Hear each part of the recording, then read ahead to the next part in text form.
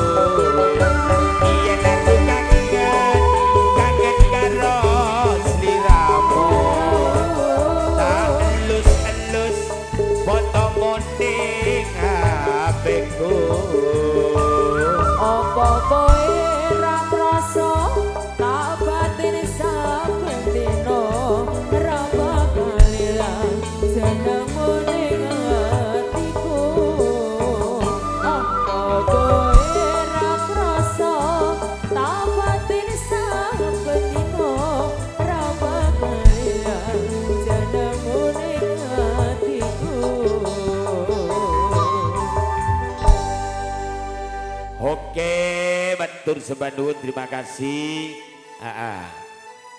Gus Arso, Bapak Gusnan, Ci Raja Utang. Datangnya dari Bades, sudah tampil di pagelaran. Dan Bapak Rupit, Cahari Putra, Didi Putra, Pak Marsumo, Satrio Putra. Tidak ketinggalan Sumarno Putra, Suparno Supir, ditambah lagi Cak Siamar Senduro. Minggu lagi di bulan Jumadil Awal. Oh, kok rule dikek panjer kan? Cak Hoirul, Mas Rohim, Sukar Lukman, dan Kang Satimo, Kang Biarto Tumi Belantik Sapi andalan datangnya dari Batalan. Kedua-duanya calon di bulan besar pindah tempat di Tribing. Kumpul di rumahnya Bapak Prayit, Cong Aliman dan kawan-kawannya. Matur sumadun, terima kasih.